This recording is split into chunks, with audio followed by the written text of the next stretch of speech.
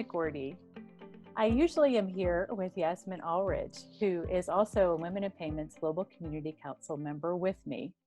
Today, Yasmin was unfortunately unable to join us, but we are joined here today by two really interesting folks, Diego Ortelladom and Marie Walker.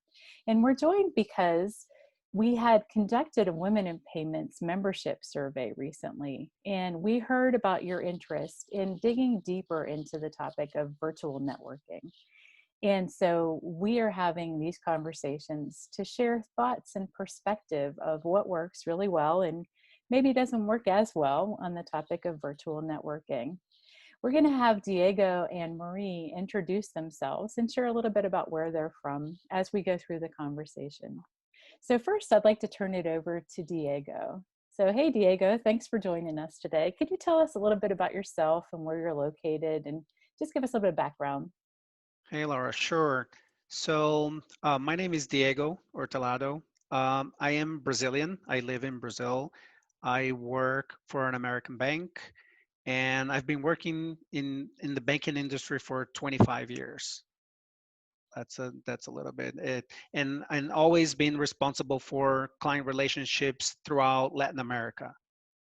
Great, thank you, Diego. No So problem. can you share a little bit about how are you continuing to build and maintain your network, your connections during this time of COVID? How are you able to meet up with clients and new connections? Are you able to do so in person?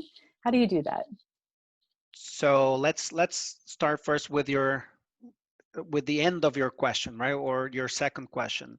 So we're not, right. Unfortunately, we're not able to meet with anybody in person these days, and that makes it interesting for making connections in Brazil due to the nature of how we are, of our culture.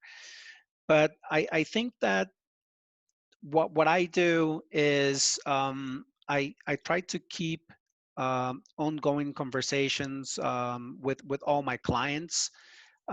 So and I try to do it in a way that they prefer, right? So I think that networking is it's about that, understanding the different people or the different cultures that you're interacting with, and doing it in the way that they feel more comfortable, right? So depending on the generation, they're more like to talk to you through WhatsApp than through the phone, and obviously the other way around too, right?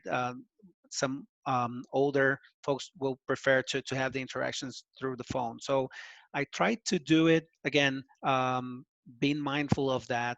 But I think more important than that, I believe that networking, it's a process, right? And it's a process that requires you to focus on and to repeat. So it's all about frequency, right? So I try to do that, right? And so for my clients specifically, as I said, I talk to them mostly every day, right? But depending on the level that I want to get in my clients, for instance, at the C level, obviously I cannot talk to them because they do not have time to interact with me every day. So what I do is I follow most of my clients. I follow the company in LinkedIn, and I follow the executives. So what I try to do is to keep me on top of their mind by participating on the discussions that they create, by either liking it or republishing it, sharing with my network, and by marking people on it. So I think that's about it. That's how I've been keeping connected. That's great. Thank you, Diego. So far I heard you say, really meeting the people you're networking with where they are in terms of what are they comfortable with, and also just staying engaged and connected, through social media. But what can you share, since we have a global base of members in Women in Payments, what can you share that is unique to Brazil when it comes to networking? Anything? Yeah, so I think that this is a very interesting question, right? Especially being Brazilian, I have to take a step back and look from the outside in. But it's interesting. I think that, as I mentioned, Brazilians, the culture, it's very socially engaging, right? And that it's good on one hand, but it's really bad on the other hand. So I think that Brazilians tend to network much more socially than for business purpose. So when you look at the numbers and you compare the numbers of Brazilians on Facebook and compare that to numbers of Brazilians on LinkedIn, it's there's a huge gap in it.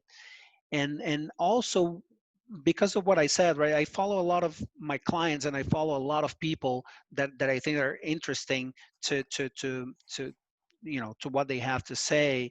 So when you see the interactions of other Brazilians in that, right, you see that a lot of the Brazilians treat LinkedIn as Facebook. Mm, So it's interesting. So I think that with COVID, they're learning, or we're learning as a nation to use that more focused on business, right? So you already can tell by the type of language that they're using, because again, they saw it as social media, like pure social media, so they would interact as if everybody was their friends, right? Which they're not. And there was a lot of conversations that really were, on the borderline of being acceptable. Let's say, right? So I think that maybe that's one of the things that is interesting, but it's changing. And I see that people are now learning how to do that, and how to be a little bit more polite, and especially when you see people job hunting. That was another thing, because people would job hunt, and they reach out to headhunters as if those were their friends, right? And that they actually had to help them to get a job. So it's interesting. yeah. Wow. Thank you for sharing that. That's a really You're great welcome. perspective. So I have one more question before we go over to Marie, and that is, are there any specific tools that you found most useful in staying connected? I know you mentioned a bit about, mixing it up based on the comfort of your audience. You shared a little bit about social media so far, but what do you find most effective and engaging, in that personal way with folks? So so again, going back to what I mentioned about the culture here, and about Brazil, right? um, and also going back to my first comment, right, that I think it's networking is a process. So there's no magic tool that will make it happen for you. So you need to find what's best for you, but then also you need to find what's best for the people you're interacting with, right? And again, that can be different things. I Me personally, Diego, I love LinkedIn.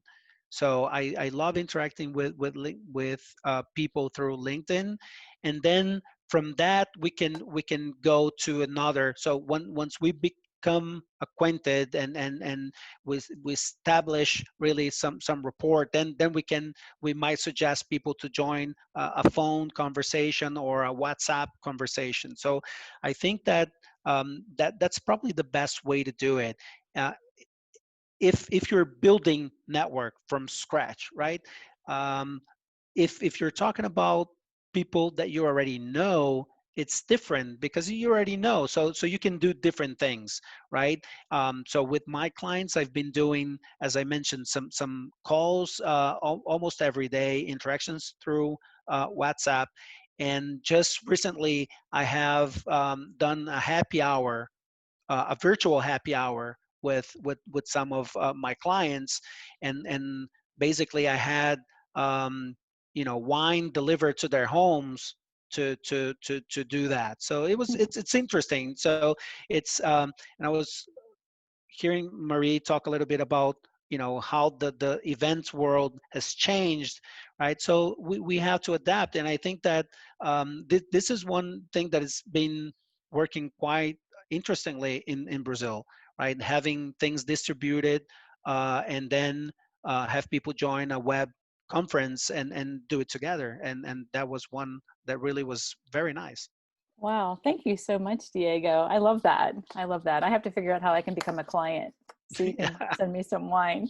But Marie, I started by saying that, we've brought together some really interesting people to share thoughts. We haven't had you tell us a little bit about yourself yet. And I think you definitely are in that category of really interesting people. So why don't you tell us a little bit about, just your background and how you came here. Okay, well, that's very kind of you for a start, Laura. Thank you. I'm not sure I can live up to that. I'm Marie Walker. I'm the founder, co-founder, and head of content for the Open Banking World Congress, which is a conference company that also acts as a knowledge centre for the new area of open finance and open banking, based in the UK. And we obviously know each other because you were a speaker at the recent Congress. And it's a good example of networking was how we connected, which was on LinkedIn. So I completely agree with Diego's comments about LinkedIn. It is the godsend from my point of view for networking. In terms of what I do, I basically create agendas based on research and then invite expert speakers to present on them in the Congress, which was a physical event up until a few months ago. But luckily we had built the event into a global Congress, and we had people coming from all over the world, including Brazil, everywhere basically. So this year we had organized live streaming for the sustainability benefits for the environment, for reaching people out of the finance sector as well in the open future. So we had that technology. So despite the fact that we had to make it a completely virtual event, we weren't wholly unprepared.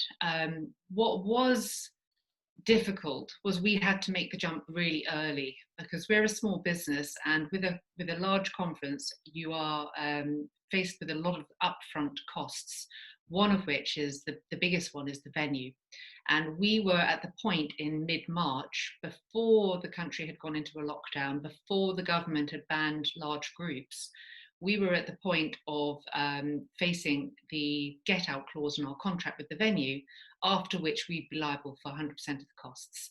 So we were hearing worrying noises, we were seeing the markets react, and we thought that the risk was too high for us to continue. So when we pivoted, we did it really, really early, which was concerning. So what we did was we made the whole Congress free of charge to get goodwill, PR, and all of the benefits of building a big community, and telling people that we were trying to turn a bad situation into a positive one. And that worked really well for us. And then actually delivering the event, we were, it wasn't perfect because we were trying to use technology that nobody was familiar with, and it wasn't a built for purpose system. Going forward, we'd probably use something that had more networking, for example. We were trying to operate with an app that was designed for in-person networking at an event, plus a streaming platform that was designed to be guys on the floor with cameras on their shoulders, live beaming speakers from a stage. We went to the Zoom meetings, basically. So yeah, that's pretty much what we've been doing. That's great. Thank you. And it was a great opportunity and experience to experience the event. In fact, I have to say I did get up at 4 a.m. Eastern time a couple of the days because I wanted to catch the content straight on and not after the fact. But thank you for sharing. So have you heard anything about, how the networking aspect of the attendees worked? Bits and pieces. My personal opinion of event networking virtually is that nobody has come up with a good system yet. So there are quite a lot of purpose-built virtual conference platforms. Up until a couple of months ago, they were viewed by everybody really as a very poor second to a live physical event. And getting people to network in that sort of environment is quite difficult. So what we had laid on was an app that you could connect to people and chat with them, message them, connect to them on LinkedIn. You're reliant on people obviously completing their profiles and keeping an eye on that app, and not everybody wants to download an app. People are concerned about data privacy. We had the virtual platform with Q&A. Next time I would do much longer for the Q&A. I made the mistake of taking a very complicated, long program and putting it onto the virtual platform exactly as it was, with small buffers, and that made it quite a stressful process for us. Trying to run a physical event as a virtual one, I should have treated it as a virtual event and extended the sessions so that we had more Q&A. So I think that the networking aspect of what we delivered probably wasn't what I would have liked it to have been. With other platforms, purpose-built conference platforms, they have things like randomized speed networking. They have virtual tables that you can join. My personal opinion is that it's a bit clunky and gimmicky, and I can't see the people who most people would want to network with. So if you have a banking conference, people want to talk to the banks because they're the guys living and breathing whatever it is you're discussing. So if you're a vendor, you obviously want to talk to them. If you're another bank, you want to hear what your peer is doing. I can't see those people joining in with the type of networking that's available at the moment on virtual platforms. So it's a problem. Yeah. Yeah, I know from my experience, I did look out for interesting people and, just did a LinkedIn connection request or in-mail, and that worked pretty well. Exactly. I think that with anything, and in fact, that's how we met. I saw you do a presentation. I was interested in what you'd said. So I contacted you afterwards on LinkedIn and said, hey, Laura, this is who I am. And I thought you said some very interesting things. And then we fixed up a call. So that's exactly what I think people will do with conference networking from now on. Great, thank you. So kind of going to build a little bit further, networking isn't always comfortable for folks. Some folks maybe might be a little more reticent to reach out. So, building on that example of not having had a warm intro, anything you can share to encourage folks to, if they see someone they want to connect with, without that warm intro, any encouragement how to go ahead and just do that? Yeah, obviously it takes, if you're nervous about doing that, I think the thing to do is to force yourself to do it, because it's actually very easy. The way I've always done it, and I've always, well, not always, but in the last 10 years, I've worked from home. We run this business as a virtual company. So I'm used to connecting with people I don't know through LinkedIn primarily, which is, as I said, Diego, absolutely, totally agree. It's brilliant. And what I would say to people is have a genuine reason for contacting somebody, communicate it clearly up front so they're not thinking, who on earth is this person trying to get in touch with me? And be interested. Be interested in what they're doing, or be interested in an article that they've referenced. Be interested by liking something they've written. Again, I do exactly the same things as Diego. If you're genuinely interested in somebody, they will respond positively. If you express an interest in something that they say, but the second you possibly can, you turn it into a conversation about what you're wanting from them, then they're going to give you very short attention. But if you can establish some common interest, then I think that actually the current situation makes it easier to network in that sense than it did previously, because people are looking for the human interactions. They're not commuting to work. They're not having as long meetings. So they're generally more available. And they're looking for connections in the same way as we all are. And I think that having done this for a long time, and my whole job basically is talking to people, most of whom I don't know, most of whom I'm not introduced to, I come across very few people who aren't nice. Most people are nice, and most people will, even if they're busy, they'll say, I'm sorry, I'm too busy, not now, or I'm just not interested, thank you. But most of the time you'll find that people are very responsive to being contacted, so long as you're clear about why, and there's a genuine sort of interest angle to it. Well, that's great. I think that's really powerful, and it's encouraging to folks. And obviously, you've been quite successful in just getting out there and doing it with some great tips. I think what I'd like to do is just kind of move to a wrap up, because you guys have shared so much fabulous information. So Diego, first for yourself, what might be the one top or two top takeaways you'd like to share with folks who are listening today, things that they might be able to just jump in and start doing immediately? And so I think, Laura, as I said, and again, I agreed 100% with what Marie was saying. Be interested, right? Have a process. So have it clear, right? Because depending on what you want to accomplish, you might need a different approach.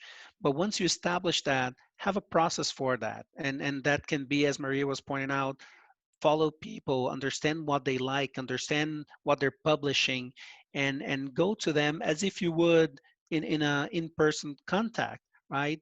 Genuinely be interested in what they have to say, and be courteous with them, and then ask whatever you want to ask, right? I think that if only one, that would be it, right? Have a process, and be interested in the relationship that's about to form from that.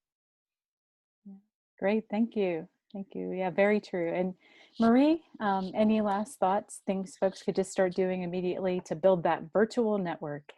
Yeah, absolutely. And just going back to one of the things I said about not jumping straight in and saying, not ambushing them with what it is you want. Actually, Diego makes a very, very good point. You can go straight in with what you want, providing you're upfront about it and genuine about it. So if I contacted you, Laura, and you didn't know me, and I said, Laura, I'm running this Congress, it's about this, so I think you'll be interested, and I'd like to talk to you about being a speaker. That's a perfectly legitimate networking intro. Trying to basically be genuine, and once you have a connection, or once you're sort of building a connection, be generous as well. So if you can introduce them to other people, or if you like their posts, be always thinking about how can you make their life better, rather than just using people for your own end. That way you build up a network of advocates who will like all your posts and introduce you to people and share and build up a following. And then you've suddenly got 20, 30 people trumpeting what a great person you are and how interesting your content is. And that all feeds into the persona that you're building. And treat LinkedIn as an office. So, the relationships you have in LinkedIn aren't isolated from each other. So treat it as you would walking onto a floor of a physical office, and bear in mind that you are on display, whether you're talking to one person or whether you're following a thread and contributing to that. That's excellent. Yeah, I love the analogy of treating LinkedIn as an office, the physical setting. That's really powerful. I just want to say thank you both for joining for this conversation today and supporting women in payments and the membership who were interested in this topic. And for the membership, don't forget to check out conversations 1 through 3 as well, and to check out the website, which I'm sure we'll be showing at the end of our discussion here. Don't forget to sign up and join for a no-cost membership, and to get connected with like-minded folks. Thank you both, and I hope we all have a just great rest of our day. So thanks for joining. Thank you. Same to you, Lauren and Thank Marie. you.